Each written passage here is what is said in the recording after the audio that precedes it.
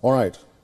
The Republican camp is caught in a heated debate over H-1B visas, with key figures taking opposing sides. Tension has been growing within the coalition, primarily between MAGA activists and technocrats. While MAGA activists call for prioritizing American workers, technocrats back the importance of foreign talent in maintaining USA's competitive edge. The row unfolded with far-right activist Laura Loomer opposing the nomination of Sriram Krishnan as the White House AI advisor. She alleged Krishnan, who once supported removing the country cap on H-1B visas, was not aligned with American first policies. Elon Musk and David Sachs, among others, backed Krishnan's stance on expanding opportunities for skilled foreign workers. Musk, a vocal proponent of skilled immigration, took a hard stance against MAGA activists. He labeled his critics contemptible fools and called for their removal from the Republican Party. Musk also recalled his own immigrant roots, stating that many pivotal contributors to America's progress arrived through the H-1B program. This support further inflamed tensions, with Loomer accusing Musk of betraying MAGA ideals. President-elect Donald Trump weighed in. He supported Elon Musk's argument, saying he fully backs the program for foreign tech workers, opposed by some of his supporters. Trump's remarks followed a series of social media posts from Musk, who vowed to go to war to defend the visa program. However, he pointed out that the system, which is used to bring skilled foreign workers to the U.S., is broken and that needs major reforms. Right-wing commentator Charlie Kirk described the conflict as an attempt by smart leftists to create division within the Republican coalition. He urged the factions to unite to save America. Vivek Ramaswamy, co-chief for the Department of Government Efficiency and a central figure in the debate, agreed with Kirk's assessment. He further explained that U.S. companies favor foreign workers due to lack of drive among native-born Americans, a statement that stirred further controversy. The divide within the Republican coalition has brought forward a bigger challenge to the forefront: how the coalition will balance nationalist policies with realities of a globalized economy is a big question.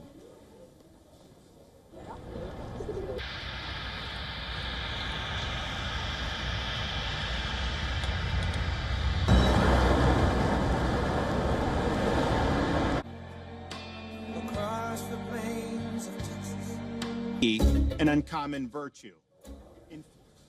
Christopher Hale is a political analyst. He's now joining us from Chicago, the United States. Mr. Hale, welcome to the show. Why do you think Trump's supporters are not in tandem with Trump when it comes to the H-1B visa row or the foreign entry requirements? You know, it's interesting. I think that Donald Trump is, in his own way, a coalition-building president. And so I actually don't know if there's a clear belief that Trump actually has on these issues. I think what's really remarkable here is I think that there's a really revelatory nature to the fact that his coalition is fractured because he doesn't really have a base that on this issue. Those folks who really oppose H-1B visas, they're the most rowdy online supporters of President Trump. But there's not a lot of evidence that I see that that's actually the majority of his coalition. Well, he didn't restrict H-1B visas in his first term. I think it's remarkable. 53% of Americans, which as a Democrat I find upsetting, had a very positive view of Trump's first term. However, there is a subset of Trump's hardcore supporters who thinks he did not go far enough on immigration in his first term, did not go far enough on getting rid of quote-unquote deep state or the administrative state. And I think that's what's going on here. So I think we're having a fight about, is Trump 2.0 simply going to be a continuation of his first term, or is he going to go quote-unquote harder in the paint? And I think that his inclinations is actually to do Trump 1.0 on immigration and make perhaps much harder pushes on getting rid of the administrative state. So I think that this is his supporters are pushing him to an area he does not want to go. Mr. Hill, let me ask you, do you think this row, this H-1B visa row, is intertwined with Trump's policy on immigration, and that will blow up when Trump takes power, or as you say it, Trump 2.0? I think it's possible. I think the big thing that if he wants lasting change on immigration policy, he has to go through the legislative route. The executive branch can do a lot on security, but they cannot do they cannot do everything. There is a legislative route, and with such razor thin majorities, really, I guess really a razor thin majority in the House now, not as much in the Senate. It's really going to be hard to keep this coalition together.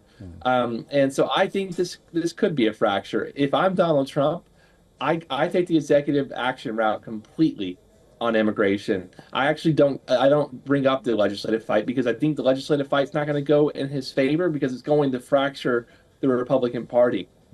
As you know, there's a Speaker of the House race in the United States here just this Friday. And there's a lot of belief that Mike Johnson, who's only been in the job for 15 months, could be in trouble again. And Kevin McCarthy only lasted in that job 6 months. It's been really hard to maintain the herd, the sheep, if you will, in the Republican House. So I do think this could blow up. And I think it's remarkable this is blowing up. This blow up happened over Christmas weekend online. We haven't even gotten to the actual legislating part of this. So this really shows there is a fragility in Trump's base. But if I'm Donald Trump, I ask myself, who got me to the ball? Who took me to the dance? 53% of Americans said that they supported his first term. I do think that his instincts are probably to do what he did last time. And I think that's the politically correct instincts. I think a lot of these online rabble-rousers, look, I'm not a big Elon Musk supporter, but a lot of online rabble-rousers, I think, are not with the majority of his base and the majority of Americans.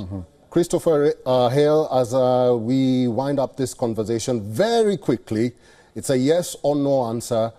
Should foreign workers who are intending to come to the United States be worried? No, I don't think so. I don't think anything will change on this. All right. I've been talking to Christopher Hale, who's a political analyst. Christopher, we'll have to leave it there. Thank you very much for talking to us today. Thank you for having me.